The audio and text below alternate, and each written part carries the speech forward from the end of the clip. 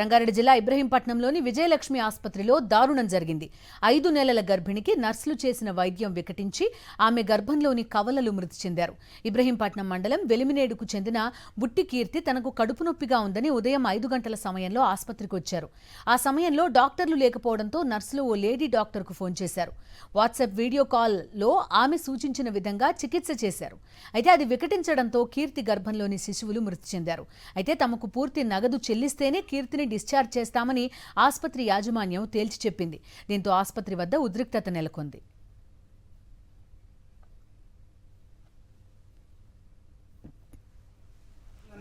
వచ్చి ఇంజక్షన్ ఇప్పించుకొని పోయినాం. మేమే అనుకునే మేము వచ్చినాం, కానీ పెయిన్ వస్తుందని చెప్పేసి 4 గంటల నుంచి ఫోన్ చేసి మేడం 11 గంటలకు పిల్లలు మొత్తం బయట పడ్డానికి వచ్చింది. ఇంకా దానికి వచ్చిందే కాకుండా ఇంకా ఏం చూడలేదు, పిల్లలు చేసి శైలి పెట్టి అయిపోయింది పోరా. కనీసం సరే వీడికి వచ్చినప్పుడు అయినా ఇప్పుడు మేము వీడికి పేషెంట్ వీడికి వచ్చినాక వాళ్ళే చెక్ చేసారు, అంత మంచిగా ఉందని మళ్ళీ వాళ్ళే చెప్పారు. అంత మంచిగా ఉందనక డాక్టర్ వచ్చేదాకా నీకు ఏదన్నా అది చేసి ఆమె ఏదో ఒకటి చేసి కదా వీళ్ళని చేయి ఎప్పుడైతే ఈమె చేయి పెట్టిందో అప్పటి నుంచి స్టార్ట్ అయింది.